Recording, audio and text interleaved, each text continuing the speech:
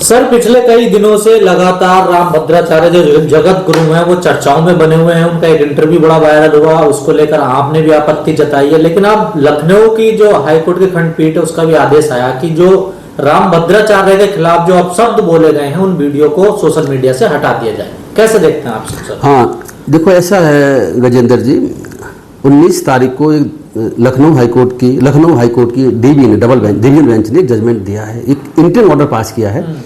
और वो interim order एक पिटीशन फाइल हुई है राम भद्राचार्य जी के जो फॉलोअर्स हैं उनकी तरफ से।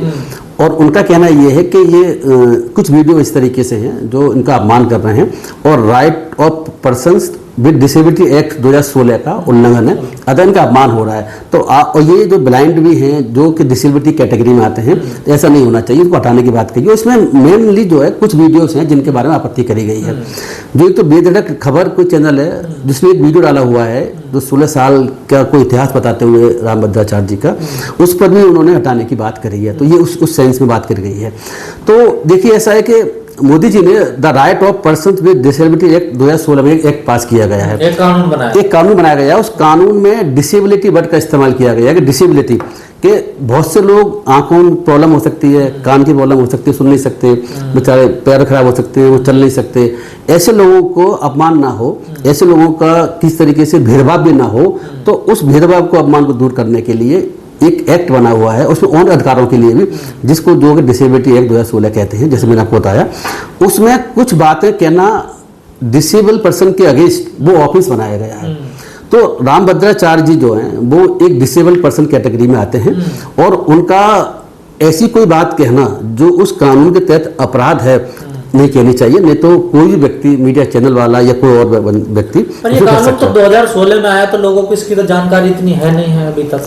देखिए, ऐसा लॉ की पोजीशन ये है गजेंद्र जी के लॉ को जिस दिन पास करके और उसको पब्लिश कर दिया जाता है और उसकी डेट दे दी जाती है कि इस डेट से लागू हो चुका है, उस डेट से ये माना जाता है, लीगल पोजीशन ये है कि लॉ सबको पता है, वो मीडिया में उसका पब्लिकेशन भी करते हैं और जनरल पब्लिकेशन भी करते हैं। तो लॉ इस कोई व्यक्ति ये कहकर कोर्ट में जाता है कि मुझे पता ही नहीं था अपराध है, इसके बावजूद भी उसे उसका लाभ नहीं मिलेगा, वो अपराध माना ही जाएगा।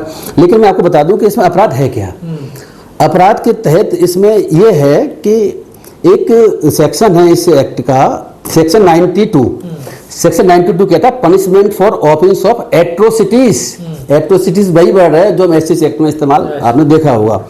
तो 92 का एक क्लॉज है जो ऑफिस बनाता है इस तरह की बातों को। वो एक क्लॉज ये कहता है कि whoever intentionally insults or intimidates with intent to humiliate a person with disability in any place within public view।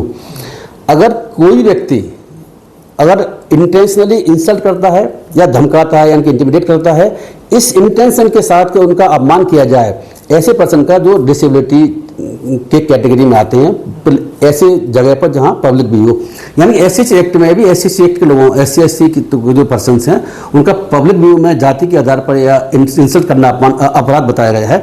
इसी तरीके से जो डिसेबल्ड पर्सन्स हैं, जो ब्लाइंड पर्सन हैं या और डिसेबिलिटी वाले पर्सन है, उनके लिए भी सेम तरह का प्रोविजन जो एससी एक्ट में है इस एक्ट में रखा गया है, जिससे कि उनके साथ कोई तरह का भेदभाव, एट्रोसिटी ना हो सके। तो ऐसे भी व्यक्ति का जो डिसेबल पर्सन है उसका इस इंटेंशन के साथ उनके साथ तिरस्कार करना कि वो जो डिसेबल पर्सन है होने की वजह से उनके इंसल्ट करना या उनको धमकाना, ये अपने आप में ऑफेंस है, बड़ा सीरियस ऑफेंस है। मैं आपको बता दूं, इस ऑफेंस की सजा जो है वो 6 महीने से कम नहीं हो सकती और वो 5 साल तक हो सकती है और फाइन भी हो सकता है, दोनों चीजें हो सकती हैं।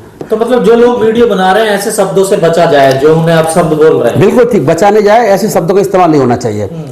अगर उनकी अपमान करने के लिए या धमकाने के लिए, ह्यूमिलेट करने के लिए अगर उनके ऐसे शब्द इस्तेमाल किए जाएंगे कि वो ब्लाइंड है इस वजह से, तो वो उनका पब्लिक प्लेस, पब्लिक व्यू में होगा, तो वो निश्चित रूप से ऑफेंस होगा, बहुत सीरियस ऑफेंस है, इसे समझने की जरूरत है। और इसीलिए मुझे लगता है कि लोगों को उनकी, वो अलग बात है कि वो कुछ एससी के अगेंस्ट, आरक्षण के अगेंस्ट, गैर संवैधानिक बात बोल रहे हैं, तो उनके अगेंस्ट कानून अपना काम करेगा।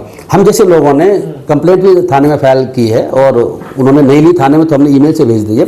आगे हम कल जो है उसको जो डीएसपी है उसके पास या यहाँ पर जो क्या बोलते हैं डीसीपी बोलते हैं, वहाँ भेज देंगे, उसके बाद हम कोर्ट में भी जाएंगे। तो देखिए, बात सिंपल सी है, अगर वो गलत कर रहे हैं इसका मतलब हम भी गलत करें। अगर वो संविधान का पालन, कानून का पालन नहीं कर रहे हैं तो वो सजा भुगतेंगे। उनके खिलाफ लोग ट्रोल भी कर रहे हैं, जो भी कर रहे हैं, लेकिन जो भी ट्रोल किया जाए, उनकी अगेंस्ट कुछ बात कही जाए तो वो ये जो एक्ट है डिसेबिलिटी 2016 उसके दायरे में रहकर ही कही जाए, जिससे कि उनके अगेंस्ट भी कोई एट्रोसिटी ना हो। लखनऊ हाई कोर्ट ने जो कहा वो ठीक कहा, इसका मतलब अभी हमें जजमेंट की कॉपी नहीं मिली है ऑर्डर की, अभी डेट आगे 22 तारीख शायद लगी हुई है उसमें, तो जब ऑर्डर की कॉपी मिलेगी, अभी तो इंटरिम ऑर्डर पास किया है, दूसरी पार्टी को सुना भी नहीं गया, उसके बाद हो सकता है कि ऑर्डर चेंज हो, क्या हो मुझे नहीं पता, और किसने क्या कहा है वो देखने वाली बात हुई है। लेकिन ये बात बता दूं मैं आपके चैनल के माध्यम से कि लोगों को इससे बचना चाहिए, बहुत सीरियस ऑफेंस है। किसी भी डिसेबल्ड पर्सन का, ब्लाइंड हो या विकलांग हो या किसी और बड़ी तरह से कोई भी डिसेबिलिटी हो, वो डिसेबल्ड पर्सन का इस आधार पर कि वो डिसेबल्ड पर्सन अपमान करना पब्लिक व्यू में, ये बहुत सीरियस ऑफेंस है, ऐसा नहीं करना चाहिए। ये बचने की बात नहीं है, ऑफिस ना करने वाली बात है, ऑफिस नहीं करना चाहिए, ऐसा हमारा मानना है। सरकार को कवर करने वाले पत्रकार हैं वो लोग, जो सरकार का महिमा मंडन करने वाले पत्रकार हैं, विरोध सिर्फ उनका हो रहा है। और जो कुछ वीडियोस आए हैं वो वीडियो यही तो विरोध कर रहे हैं ना वो लोग। देखिए अब देखिए, ये तो भाई क्या मामला है, इस पे मैं ज्यादा कुछ नहीं कहना चाहूंगा कि वो कौन से लोग हैं जो भारत का विरोध कर रहे हैं, या फिर मैं ये भी कह सकता हूं कि इसमें बहुत सारी चीजें ऐसी हैं, निश्चित तौर पे हमारी विदेश नीति में कहीं ना कहीं कमियां तो आई हैं, क्योंकि प्रधानमंत्री जो हमारे मित्र देश माने जाते थे, जो परंपरागत मित्र देश थे, जैसे नेपाल को हम अपना परंपरागत मित्र मानते थे, श्रीलंका को मानते थे, बांग्लादेश को मानते, वही तो मैं कह रहा हूँ, बांग्लादेश को हम अपना मित्र मानते थे। इसके अलावा और जो हमारे पड़ोसी देश थे उनसे हमारे अच्छे संबंध थे। अब अगर उन संबंधों में हमारे खटास आ रही है, चाहे वो बांग्लादेश हो, चाहे श्रीलंका हो, नेपाल हो, तो उसमें सीधी बात है, अब भाई मैं ज्यादा कहूंगा तो ये कहा जाएगा कि विपक्ष के लोग हैं, इनका तो काम है सरकार तो आपका यही तो काम है, आप सरकार को टारगेट, आप तो नेपाल की तरह जाहिर सी बात है। जब विदेश नीति कमजोर हो रही है तो जाहिर सी बात है कि सरकार के अंदर खामियां हैं। हिंसा का सपोर्ट कर रहे हैं? नहीं, हिंसा का तो हम कभी सपोर्ट नहीं करते, हम तो गांधीवादी विचारधारा वाले लोग हैं। अगर हम हिंसा का सपोर्ट कर रहे होते तो जो महात्मा गांधी की जिन्होंने हत्या करी थी, जो देश का पहला आतंकवादी था नाथूराम गोडसे, तो उसकी हम हत्या कर देते। हमने तो कानूनी प्रक्रिया से नाथूराम गोडसे को सजा दिलवाई। हमने तो इस देश को, मेरी बात तो हो जाना, अरे बात तो पूरी होने दीजिए। हमने तो इस देश को अहिंसा के रास्ते से आजाद करवाया। हम अहिंसा को मानने वाले लोग हैं, हम संविधान को मानने वाले लोग हैं, हम प्रजातंत्र को मानने वाले लोग हैं। और दूसरी बात जो आप कह रहे हैं नेपाल को लेके, तो निश्चित तौर पे प्रधानमंत्री की जो विदेश नीति है वो यहाँ पे विफल होती हुई दिख रही है। कि अगर नेपाल हमारे ऊपर सवालिया निशान खड़ा कर रहा है, अगर नेपाल हमसे सवाल कर रहा है कि भारत की वजह से यहाँ स्थितियां बिगड़ी हैं, तो ये चिंता का विषय है कि आखिर प्रधानमंत्री विदेश सिर्फ फोटोबाजी करने जाते हैं, विदेश सिर्फ भ्रमण करने जाते हैं, क्या जो हमारे मित्रवत देश हैं उनके साथ हम संबंध ठीक नहीं रख सकते? और क्या वजह है कि चीन की पकड़, एशिया में चीन की जो पकड़ है वो बढ़ती जा रही है। चीन अब पाकिस्तान के बहुत करीबी हो चुका है, अफगानिस्तान के बहुत करीब हो चुका है, श्रीलंका में उसने अपना बिजनेस बहुत फैला लिया है। ये भी कहा जा रहा है कि भूटान और म्यांमार में भी वहां उनके संबंध बढ़ते जा रहे हैं। अब बांग्लादेश में भी वो पकड़ बना रहा है और नेपाल में भी पकड़ बना रहा है। तो आखिर हम ऐसा काम क्यों नहीं कर पा रहे हैं? प्रधानमंत्री की विदेश नीति सिर्फ पर्यटन नीति बनके क्यों सीमित हो रही है? क्यों उनका जो विदेश जाने का दौरा है वो एक पर्यटन दौरा बन के रह रहा है? फोटो हो जाती है, उसकी रील बन जाती है, लेकिन उससे कोई निष्कर्ष क्यों नहीं निकल के आ रहे है? ये अपने आप में सवाल आरोप लगा रही है विपक्ष पर कि ये भड़का रहे हैं देश में, ये भी अस्थिरता लाना चाह रहे हैं। देखिए विपक्ष वाले देश में, देखिए ऐसा है, एक नाकारा जो मुखिया हो जाता है, जब किसी भी देश का मुखिया निकम्मा और नाकारा हो जाता है तो विपक्ष पे ही इल्जाम लगाता है। ये तो किसानों पे भी इल्जाम लगा रहे थे, ये देश के युवाओं पे भी इल्जाम लगा रहे हैं। युवा नौकरी मांग रहे हैं तो बीजेपी के जो मंत्री हैं और खुद प्रधानमंत्री ये कहते हैं कि युवा काबिल नहीं है इसलिए उन्हें नौकरियां नहीं मिल रही, जबकि ये अपने गिरेबान में झांक के नहीं देख रहे हैं कि आपने नौकरियां दी ही नहीं है, सरकारी नौकरियां नहीं निकाली तो युवा तो नौकरी मांगेगा। और रही बात विपक्ष की, अगर विपक्ष सरकार से सवाल नहीं करेगा तो बताइए विपक्ष क्या धनिया बेचने के लिए है? विपक्ष का फिर आखिर काम क्या है? जब आप विपक्ष में थे तब आप प्रधानमंत्री को, जो तत्कालीन प्रधानमंत्री जो कांग्रेस के हुआ करते थे, उनको आप क्या क्या नहीं बोला करते थे। लेकिन अब जब आप सत्ता में आ गए हो तो सवाल से डरते हो, सवाल होंगे। जो व्यक्ति सत्ता में होगा, जिस व्यक्ति की जवाबदेही होगी, जिस व्यक्ति की जिम्मेदारी होगी, उससे सवाल किया जाएगा।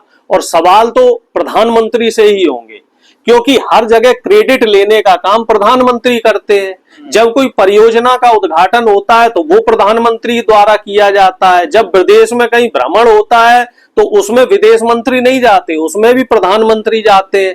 तो अब अगर देश में अस्थिरता आ रही है, देश के हालात बिगड़ रहे हैं, नेपाल अगर हमारे ऊपर सवाल कर रहा है, नेपाल अगर हमसे ये कह रहा है, आखिर नेपाल का ऐसे साहस क्यों हुआ? वो कह रहा है कि भारत का हाथ है, तो निश्चित तौर पे जो हमारी सरकार है उस सरकार की विदेश नीति में खामी है। ये तो सभी ने आरोप लगाया, बांग्लादेश ने भी लगाया, पाकिस्तान ने भी यही आरोप लगाया। इमरान खान हटे वहां से तो पाकिस्तान ने भी यही कहा कि भारत का हाथ है, बांग्लादेश में भी यही हुआ। शेख हसीना अभी भी भारत में ही देगी। निश्चित तौर पे जो प्रधानमंत्री की विदेश नीति है वो इस समय विफल हो चुकी है। इनका कोई विजन ही नहीं है, क्योंकि गैर काबिल लोगों को इन्होंने मंत्री बना रखा है, चाटुकारों को इन्होंने मंत्री बना रखा है और हर जगह खुद टांग अड़ाते हैं। विदेश मंत्री को विदेश भ्रमण नहीं करने देंगे, जो सड़क परिवहन मंत्री है उससे पुल का उद्घाटन नहीं होने देंगे, रेल मंत्री की जगह खुद रेल मंत्री बन के रेलगाड़ियों का उद्घाटन करते हैं। तो जब पर्टिकुलर जो जो डिपार्टमेंट जिस व्यक्ति के हैं उस काबिल आदमी को वहां बैठाओगे तभी तो देश हित में काम होगा। जब हर जगह आप खुद पहुंच जाओगे, हर जगह आप अडानी के नाम के पट्टे करा दोगे, तो देश अडानी सिर्फ अडानी से नहीं चलेगा ना, फिर तो वो आप भी डिक्टेटरशिप की तरफ जा रहे हो।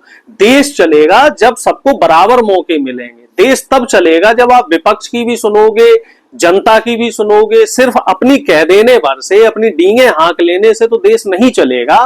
तो निश्चित तौर पे प्रधानमंत्री विफल है, प्रधानमंत्री की विदेश नीति विफल है और इस समय जो सरकार है बीजेपी सरकार वो गलत दिशा में चल रही है।